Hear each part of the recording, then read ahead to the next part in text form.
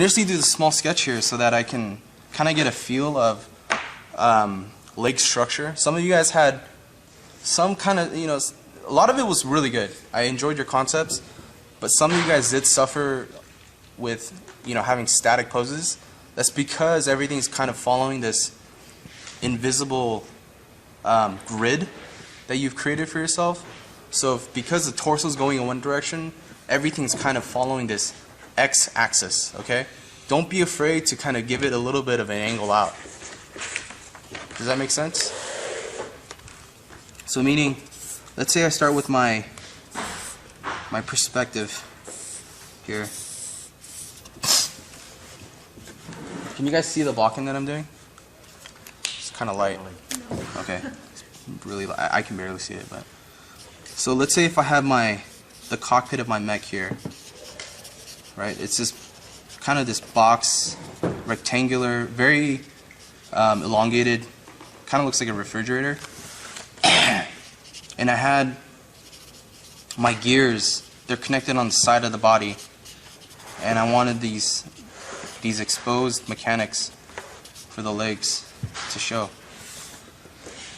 And instead of doing this where the legs are just stiff like that, what if we did legs that kind of bent out?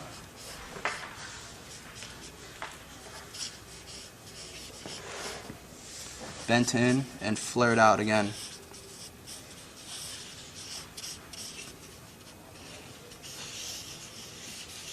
So that way you come up with more of a dynamic, interesting structure, but it can still serve as the same leg. It just looks a little bit more interesting.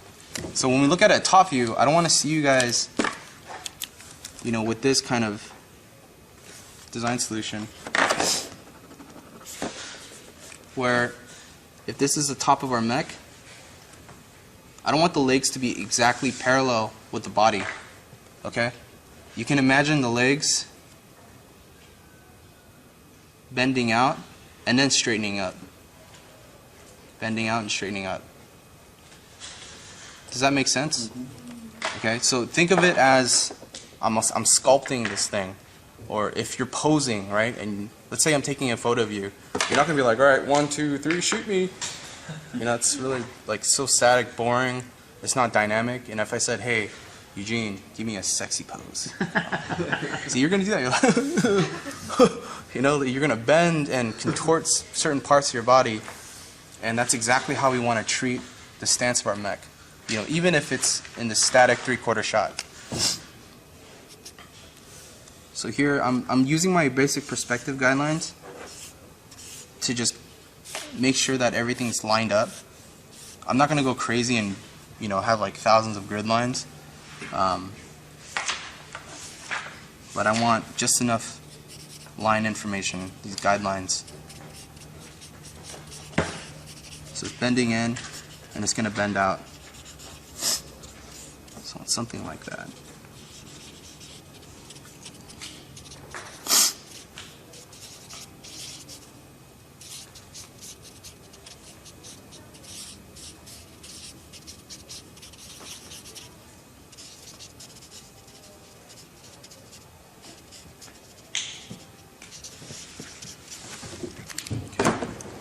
Alright, so I'm going to go in here.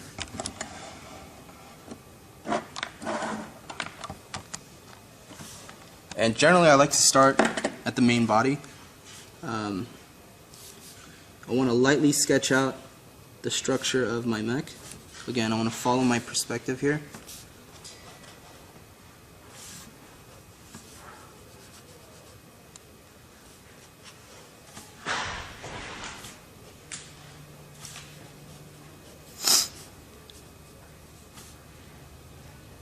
What I want you guys to do before getting all detailed and noodling, block out your major shapes, even if it's in perspective. Okay, block out just the major large shapes so you know exactly what you're dealing with.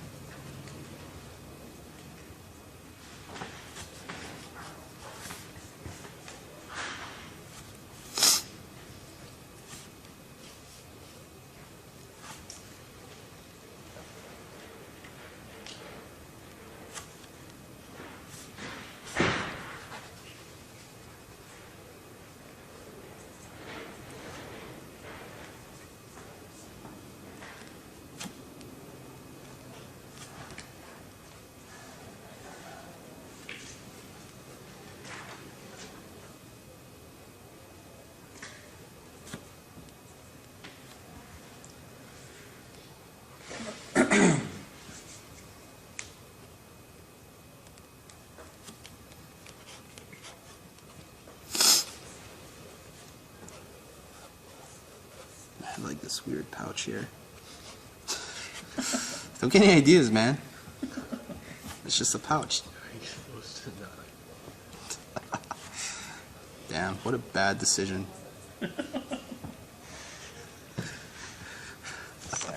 Shit. This one's not going. I'm not posting this shit. Oh man. Okay, so just block out your major forms, okay? Don't worry about the details, just make sure that everything feels structural, it feels good. You know, if you feel comfortable using a ruler, use a ruler. If you have a lot of ellipses and you find that your ellipses suck balls, please use ellipse guides, because I don't want to see any wonky ellipse. Okay? If you don't want to use ellipses and you kind of want to freehand everything, just make sure that you're able to kind of control them and, you know, finesse it. You cool if we use Photoshop or whatever. You guys can do these line drawings in Photoshop. I don't mind. Yeah.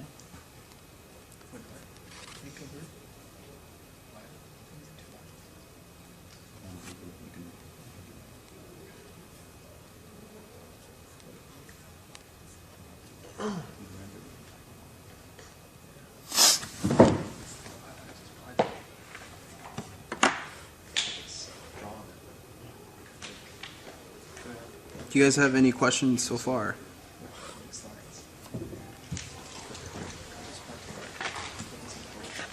Does that block out make sense for the most part? Okay, so you should be able to start seeing like the major shapes. You know, I have my large, you know, medium, and a lot of broken up smaller shapes. Okay, and here I have like an exposed cockpit for this dude. I don't know, maybe he's like some just guy that just collects stuff. And the way I'm thinking how this guy would control this mech isn't traditional like joysticks or like a console with buttons. I almost want it to be kind of like he's sewing or he's playing an instrument, so he's actually tugging on these levers and it's gonna control the mechanism. So it's kind of weird, but from a conceptual visual standpoint, when I draw the cockpit out, it's gonna look cool because he's gonna have these levers that's gonna do different things, and it's almost kind of like, you know, he's playing an instrument or tugging on these strings to control this thing. So conceptually, if you guys have something along the lines of that, push it, go with it. I had the same exact thing. Awesome. All right. So once you're satisfied with the general block out at this stage, feel free to commit anywhere. And I generally like to start at the gears, just so that I want to try to get as much detail, and then I can actually, you know, balance out detail versus simple, you know, simple versus complex, complex versus simple. Okay. Otherwise, if you're just doing complex the whole time, your mech starts to look very just like busy, right?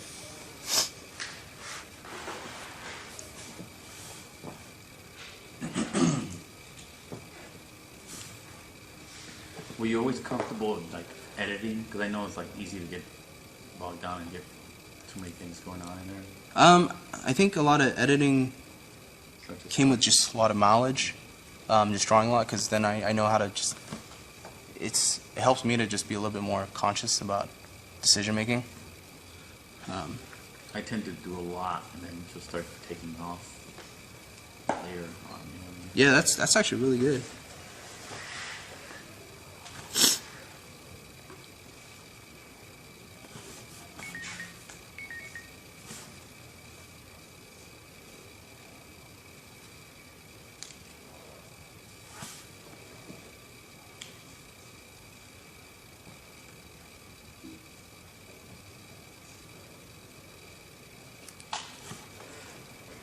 So I'm just gonna continue to draw. If you guys have any questions. Yeah, Trump, do you have a warm-up routine?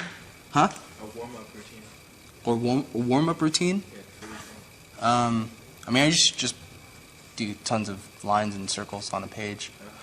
I mean, my first drawings never come out the way I want it to. So I'll generally just warm up on like a separate rough sketch page, and I'll do, you know, those rough drawings that I showed you guys 2 weeks ago. I'll actually go through several iterations of that because I never successfully crank out a good drawing. That's why I'm also kind of nervous drawing in front of you guys on this stuff, because it's either good or bad. But again, like, I typically like to just do several pages of rough sketches.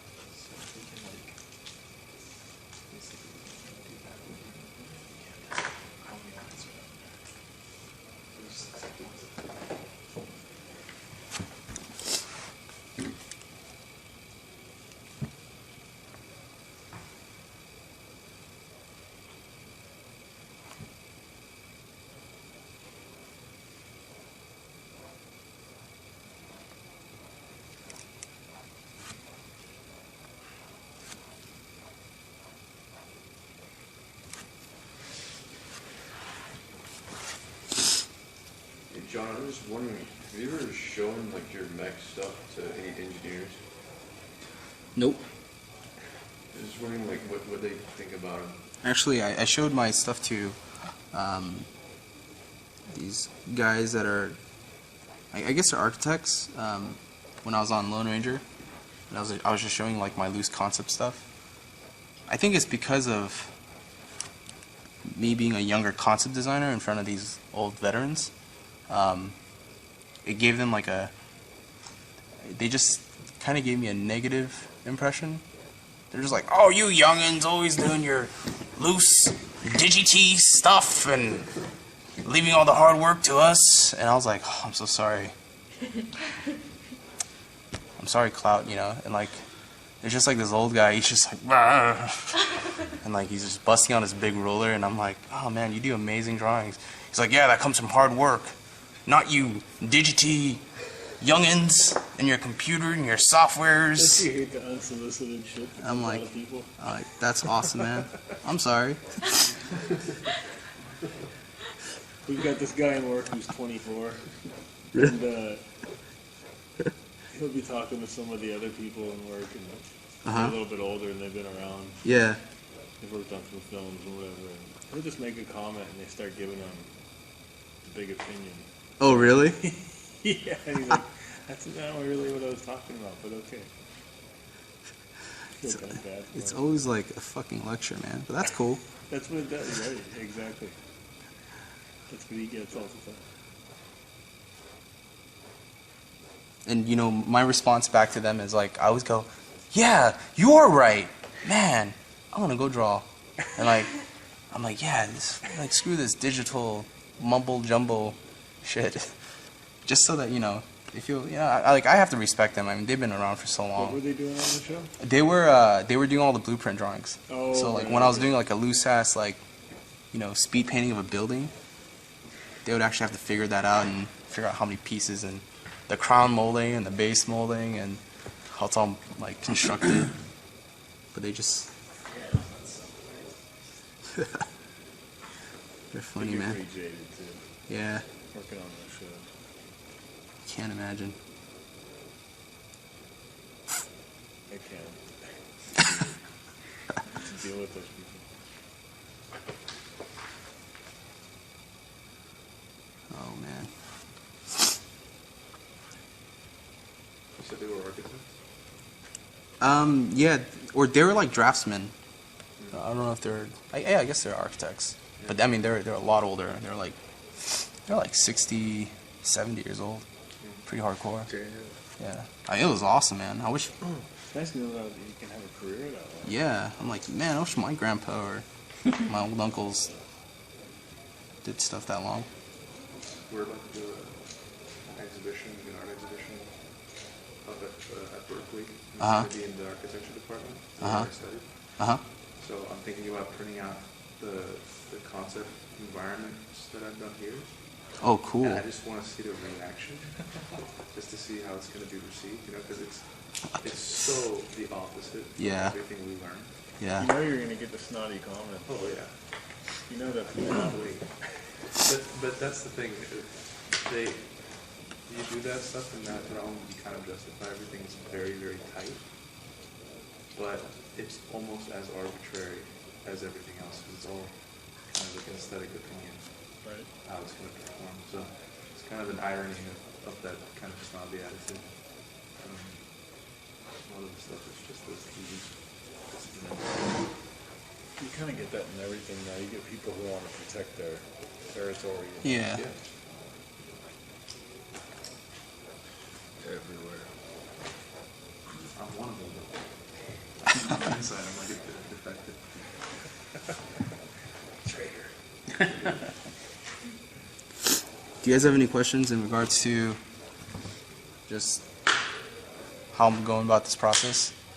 Again, like this design is really simple, and you guys can definitely spend a lot more. I encourage you guys to spend more time on just, you know, the details that exist in your design. How do you know when to stop? Um, Adding these shells and things like that. I would take things step at a time. Just like when you add something, step back and just see what else you need, and then kind of go back and take things in like small increments. Just I tend to zone out and I'm just like, oh, going all crazy, and it ends up looking like a mess because there's just so much information there, you know. Would you suggest concentrating on really getting like the focal points across in terms of what it's designed to do, or Yeah, like if you have areas where, let's say for example, actually a good rule of thumb is, let's say I'm showcasing this area, right? This mechanical bit here. Whatever that's going to be next to it, next to this area, I want to make sure that it's not as detailed because it's going to compete. So make sure that it's cleaner on everything else.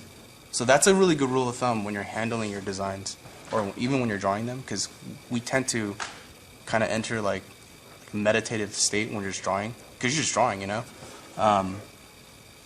But just know that when you're doing something noodled, stop yourself and think, okay, this area cannot be as detailed as this area, or it can't have as many lines and activities going on, because then I'm gonna lose what's going on here.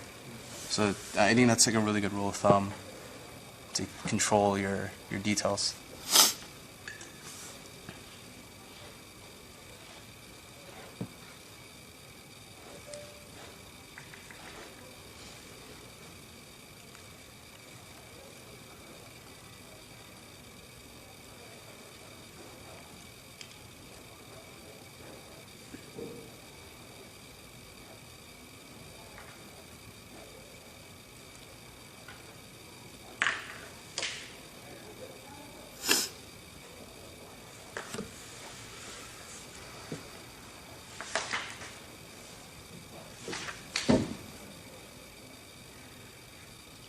I'll speed up just so that you guys don't watch me just draw this.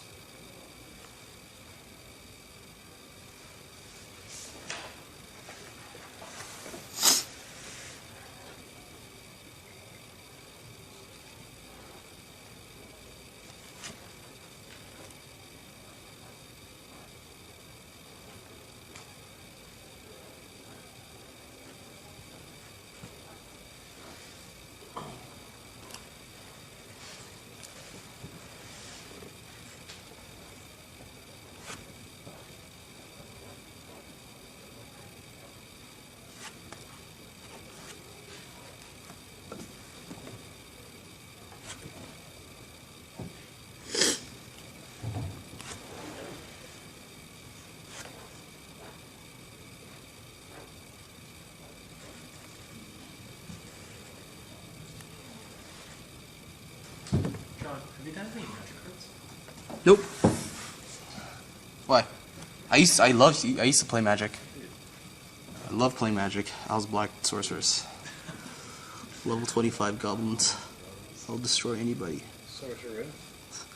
Did I say sorceress? Yeah. Motherfucker. You caught me. No, I used to play the game.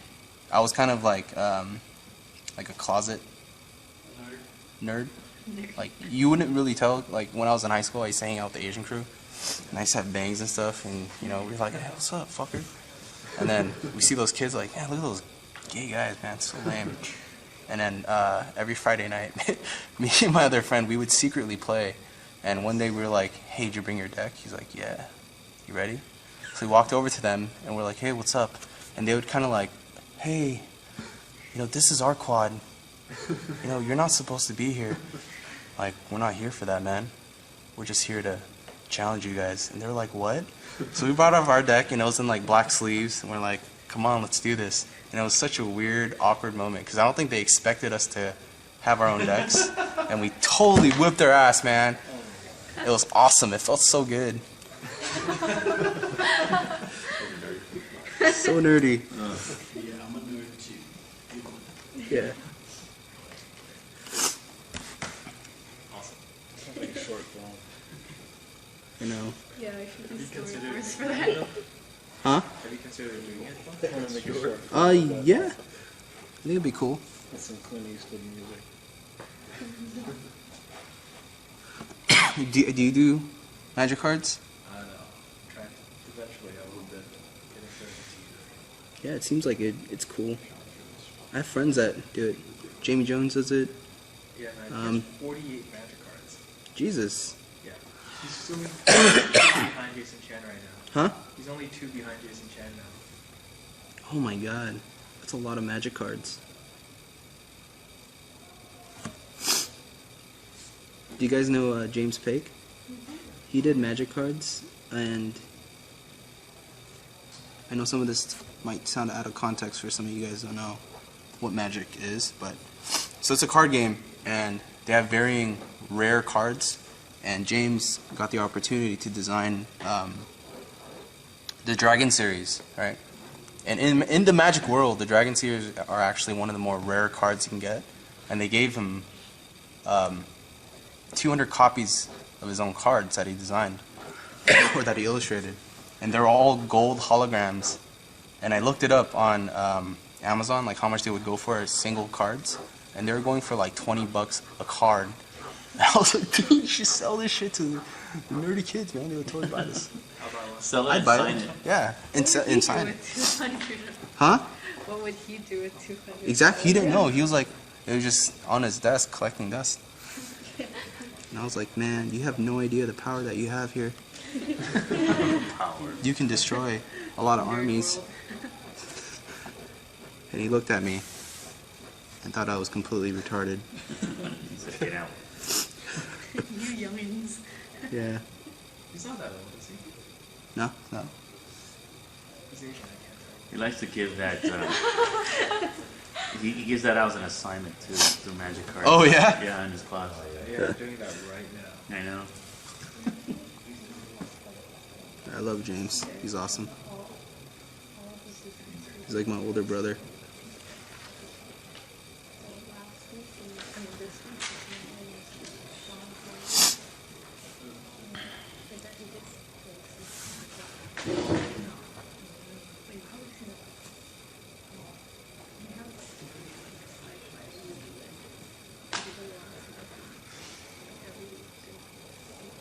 Have you tried the Wacomb's Inkling digital sketch pen? The Wacom Inkling? Yeah. No, I haven't actually. It's basically, you know what, you've heard of it, right? No, I It's haven't. a pen that digitizes your drawing when you're drawing on a piece of paper. You What? just plug it in, then you plug it into It memorizes your... USB, and you just plug it into your laptop or computer and then upload it in your Photoshop. Wow. So whatever you drew on your piece of paper, we'll It upload- vectorizes them? We'll upload it. Man. But it's version 1, so it's getting mixed reviews.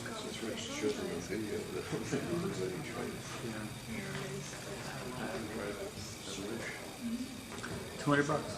But then, I don't know how. That is awesome. Yeah. And the other question I have about that, what kind of pen is that? You know? It comes with 5 or 4 extra little things, and it seems to be regular ink, but I'm not 100% sure. But see, But I think it is, and that was the key because if it's 20 plus, then it's They have other a board rip-off. artists who It are doesn't not seem to be. Yeah, there was concept artists. They It were just seems to be regular ink, but they were straight board artists. vectorized. There's a guy named Josh Hayes. He's just phenomenal. Man, that guy was just awesome traditional board artist, and my friend was another board artist, Anthony Leonardi. what is that raster image look Sounds familiar. That's what I'm trying to see. Yeah, he was on, But I don't think and then it was just me and Anthony or you can get it vectorized like for the that. rest of the film. Andy who? Super easy. Huh? Andy There's who? no Anthony? thing, it's just basically- Oh, Anthony. Anthony Leonardi. Do you know Rodolfo DiMaggio? Yeah, yeah. Yeah, I was working with him too. He wasn't a board artist. He was an illustrator. Oh, okay. Yeah, So he was doing concept work. yeah. That guy's ridiculous, man. Yeah, he does amazing. He worked on the thing. Huh? His work on the Green Lantern. It's nuts. Yeah, he does great horses too. That guy does phenomenal horses. Yeah. He- He worked on a film called Hidalgo a few years back. Yeah, And you can see his boards online. dude, he's nuts. I love that guy. That guy would always come in. He's like, "Hey John, can I show you something?" I'm like, "Yeah. What's up, Rodolfo? I was doing studies for Seabiscuit, and it was really good stuff. You should check it out." And he shows me his drawings. I'm like, "That's why are you doing this to me, man? This is So amazing." he's getting all these horse films now. Yeah, dude. He was just showing me some stuff, and I was like, "Ah, damn, you're so good." Yeah, he used to just do straight boards. Now he's just doing concept work. Yeah, that guy's the best. Yeah, Yeah, he's been doing that. that guy's one of the best illustrators. Like, just drawing wise, man, just so good.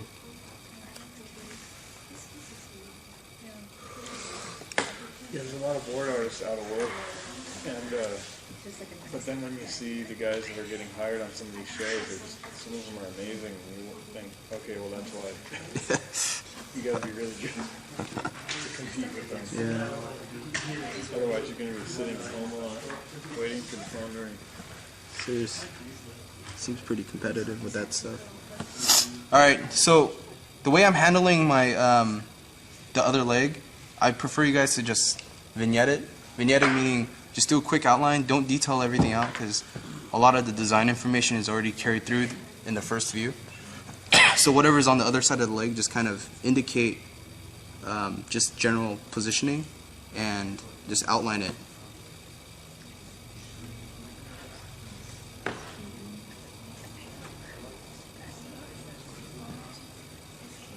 That way you don't have to spend the same amount of time drawing the same leg.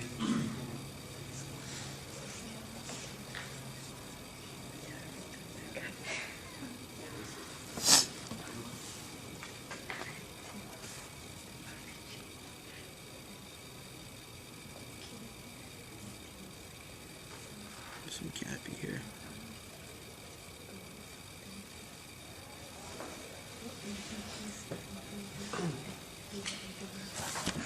All right. Yeah, they're gonna collapse, right? So when I look at hydraulics, I almost look at my own body part, and when I see my forearm and my bicep or the upper part of my arm, and since my forearm is gonna cross in, I want to have an hydraulic there, just because the hydraulic represents a ligament per se. So it kind of helps for it to stretch and pull, and also to kind of, you know, give that extra bit of tension. So when I have this leg here, right, if I think about just the actual, I'm going to do two separate drawings for that. I'm going to do a drawing of that leg where it's closed in.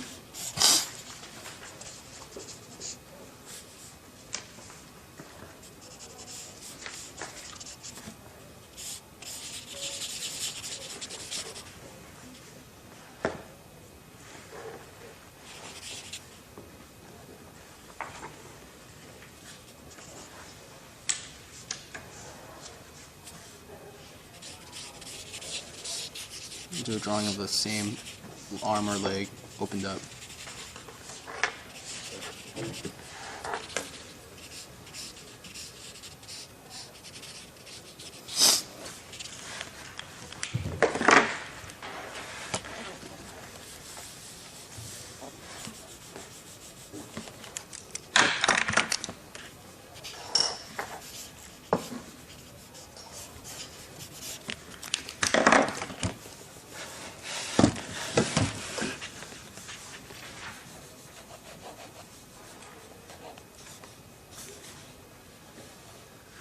So when I look at this leg structure,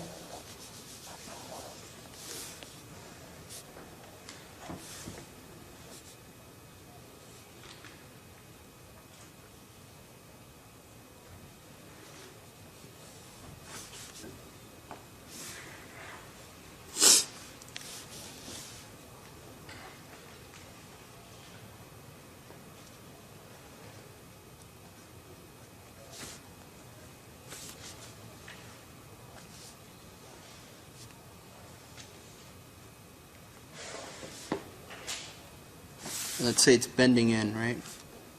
So let's say it has something like that.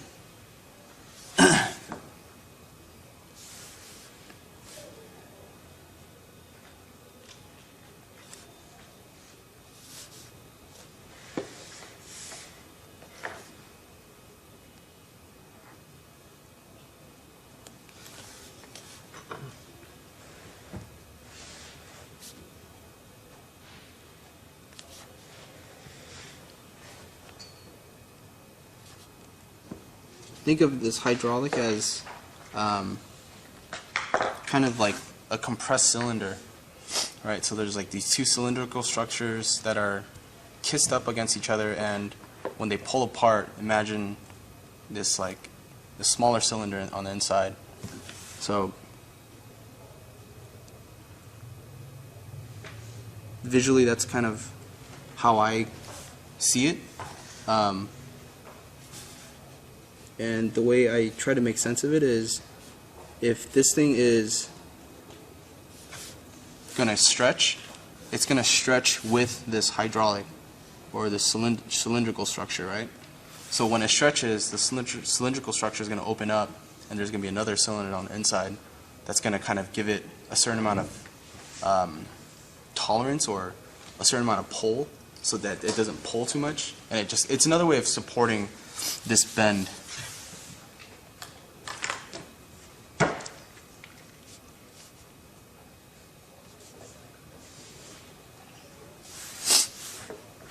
And the way they're connected is that they're always connected on the inside. Some of them are pivoted, meaning like the hydraulic doesn't ever move, and you'll have one side where it's actually adjustable, where it'll actually have like it'll do this. As this leg is moving up, it'll do that, and as it's closing in, it'll actually track down. Does that make sense? It's kind of a poor example, it depends. But that way when you visually draw it, you can draw one that's on this track per se. So it gives a greater motion, a greater range of opening. Of swing, yeah. Without breaking. So this is... Is that something you made up, or is that something that exists? It's something that exists. I mean, it's not the most correct, description, but that's kind of how I utilize that piece, and it gives it a little bit of mechanical edge, like when you're putting hydraulics. Anytime you see a drawing with hydraulics or a machinery design with hydraulics, you can instantly connect. Visually you can kind of see like, oh shit, yeah, this is functional. It does something functional, and I've seen that piece somewhere before. So it's a really good, visual tool. And when it opens, it has that same thing where it's on this track. You got this hydraulic with the cylinder, right? And what comes out of that cylinder is a smaller cylinder that's linked to the other cylinder that's connected to this arm that's bending out.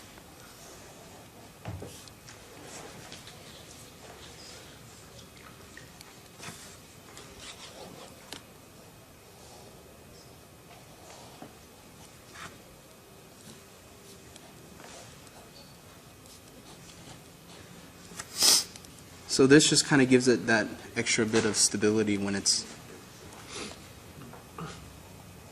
articulates this way.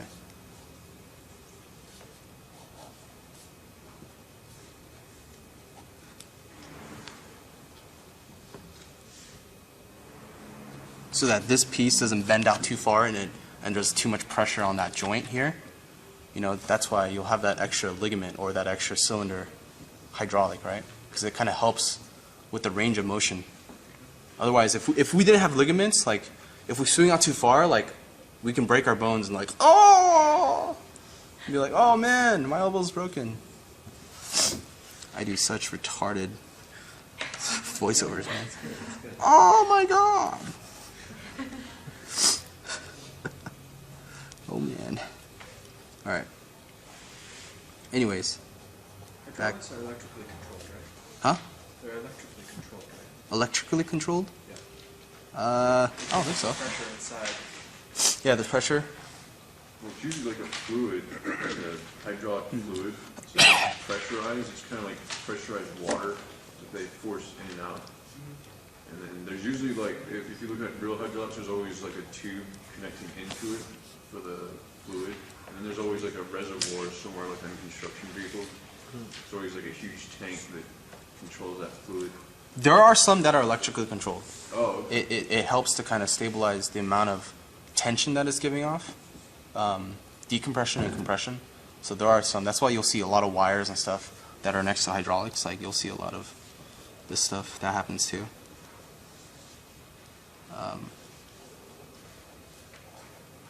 And you know, this hydraulic itself would have its own battery unit next to it. That's why, like, next to these huge structures, you'll always have these huge honking bits of these extra things that are on the side of the arm with warning labels on them and a small handle. This is danger, do not open. But, you know, all of these small details definitely do help sell your smaller mechanical bits. So, does that make sense in terms of how a hydraulic, how it's loosely represented? Don't they apply forces like a push or something? Yeah, exactly. Right. When it's like decompressed or compressed, whatever. This also it helps with that movement, you know. All right. So generally, when I do these cockpit drawings, the views I like to use is a very standard 3/4 view. So in perspective, I want something like that. And it's just a good way to showcase all the components and all the elements that you want, or that you need to showcase.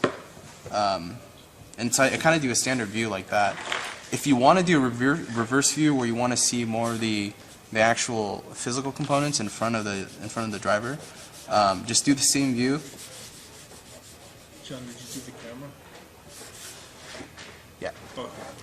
Do the same view, but just reverse it where we're looking into the cockpit from behind.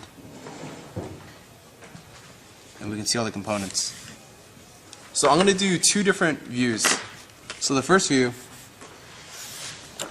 I'm going to create my perspective. Can you guys faintly see that? Okay. Based on my mech design that I had previously, just on this design here, I wanted an opening, maybe a seat for the guy, and the control mechanisms are going to be more of these pulleys. He's going to be tugging on these physical things, right? So no digital, it's going to be all physical wiring and stuff like that. So if I imagine the space, I just want to block out how much volume that this thing's going to take up. And I want to start indicating where this guy's going to sit. So there's going to be a seat here.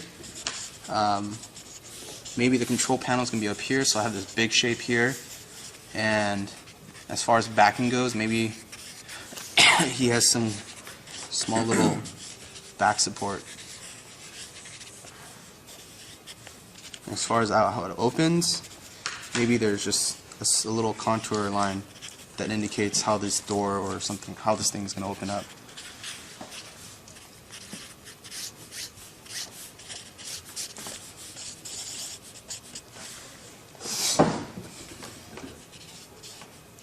So imagine this, you have this cockpit space, right?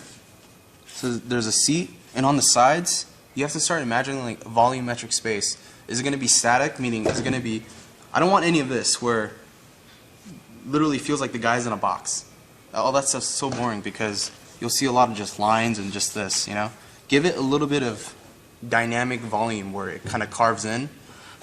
And when it carves in, you can give it a little bit more personality, like there's an armrest or there's wires and stuff in the back. Things that internally that you only see from the cockpit but not outside.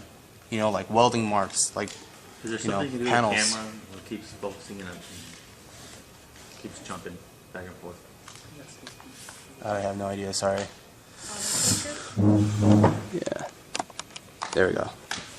Autofocus. Crazy. Okay.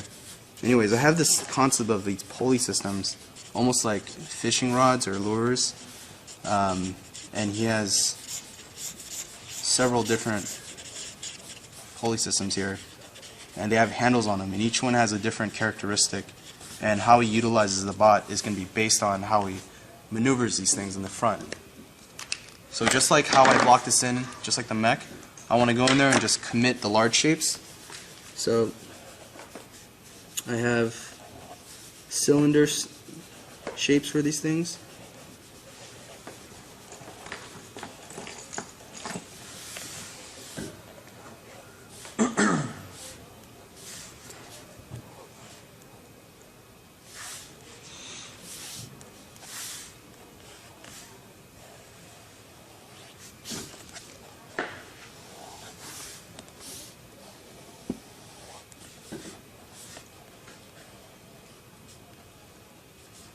Okay, block out your large shapes first, so you know exactly what you're dealing with volumetrically.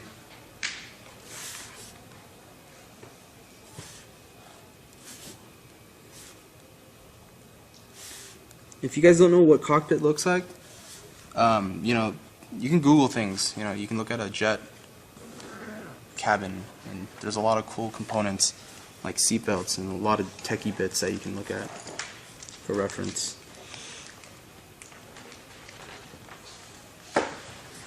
But since this one's a little bit unique to the design, I'm just going to kind of make everything up. It's going to feel a little bit more like MacGyvered.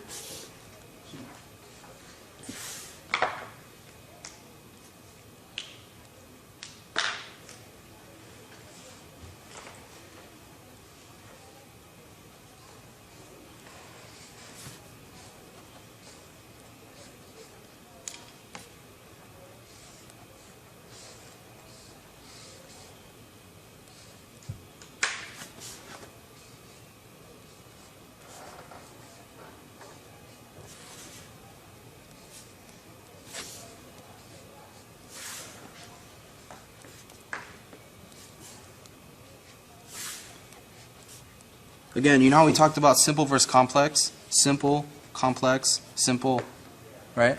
Simple, and then I'm going to have complicated areas here just to kind of break that rhythm. So if this is all simple here, I want to have something complicated juxtaposed next to this thing.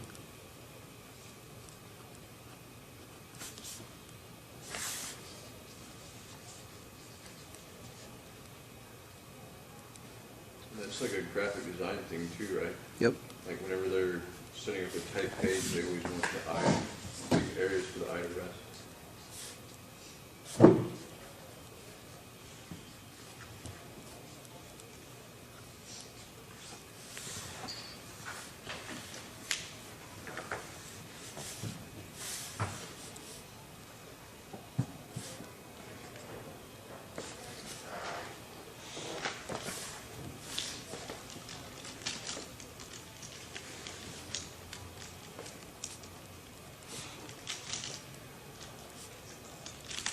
Okay, I kind of want this interior to kind of bend in, so I'm just gonna just draw through right here, just to kind of see how much spacing I can get.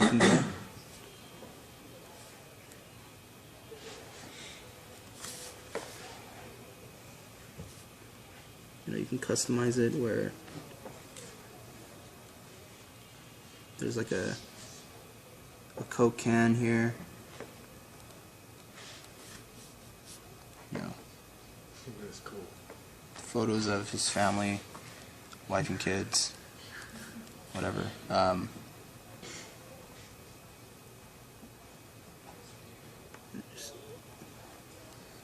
The Bose speaker system that's like just shoved in here with wires sticking out.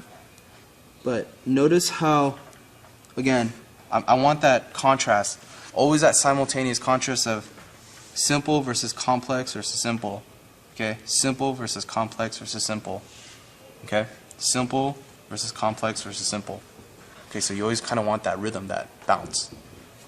Because when you have simple, simple, simple, simple, then it just looks so simple and bland, right?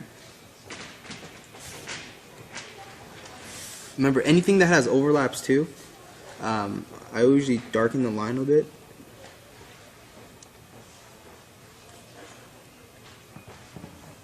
Just so that, you know, there's a clear difference of what's in front and what's behind.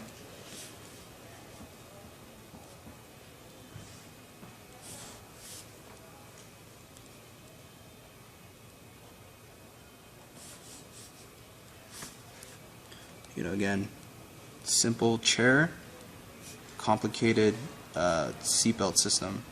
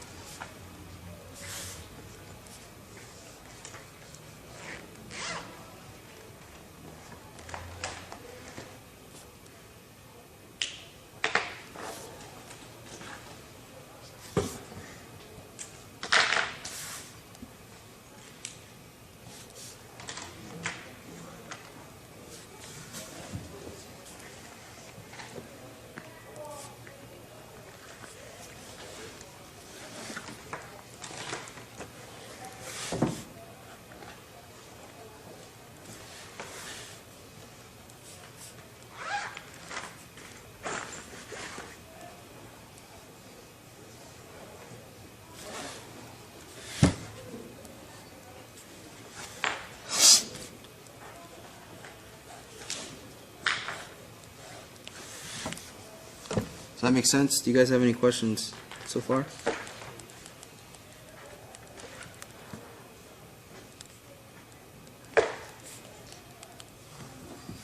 It'd be cool to have some kind of footstep here.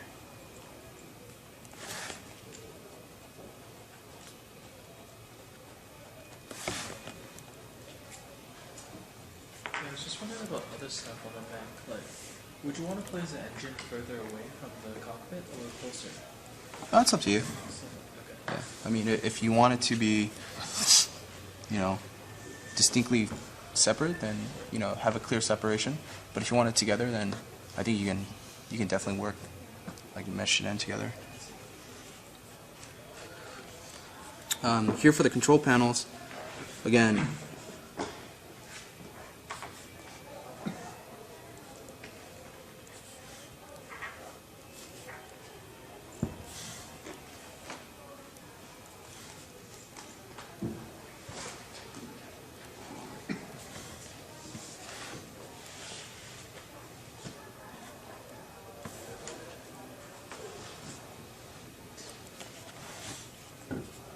I have a simple surface here.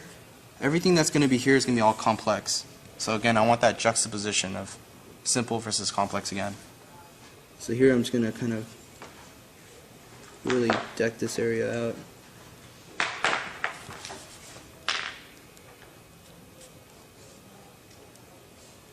And my inspiration for this is, you know, it's just, think of like a bunch of fishing rods that are next to each other. So I kind of want all these like pulley systems and wires and strings and everything that are kind of tugging.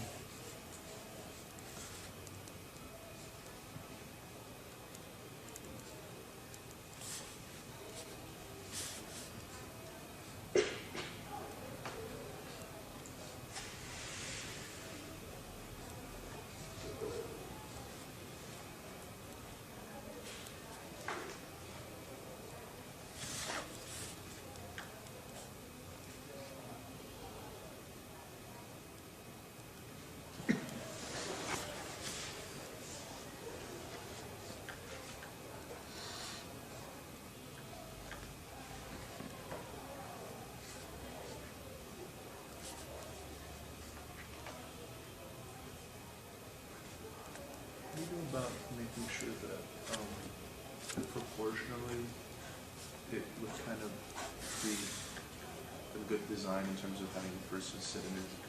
And Proportionally? Yeah, proportionally. I mean, in terms of placing the person. That's Placing not the person just a here? Basic seated position. Mhm. That's more complex. How do you go about designing around that person?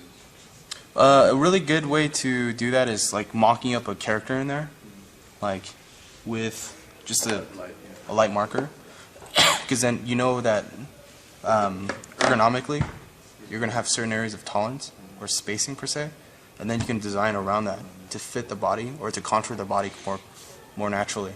As where this is just kind of more of a natural seat.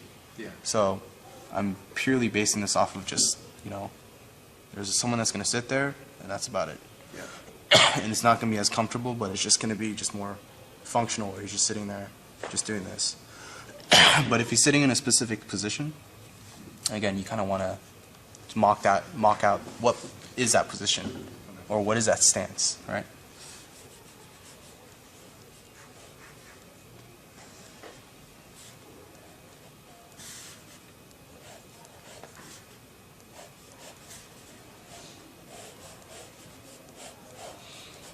Okay, I'm just going to speed up a little bit.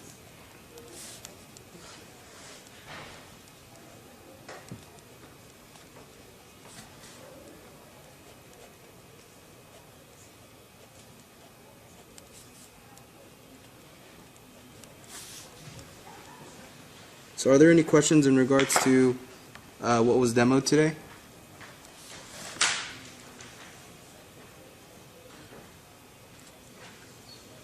We're just on the line drawing, right? Yep. Fine. So for homework, I want you guys to do one final line drawing of your mech. And for the interior, I want 3 different designs.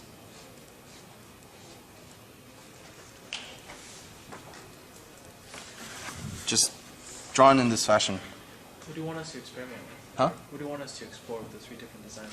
The 3 different designs is, I would just want just different concept variations of how the cockpit's going to look like in terms of the controls and stuff. If you do have different seating arrangements that you want to explore, then I would focus more on that then. Just explore the 3 different seating arrangements. But if you guys have one specific seating style, then focus all your attention on all the different consoles that are going to be in front. of the user. So like again, like this is all the stuff that's in front of the user, right? And you know the seating is very generic.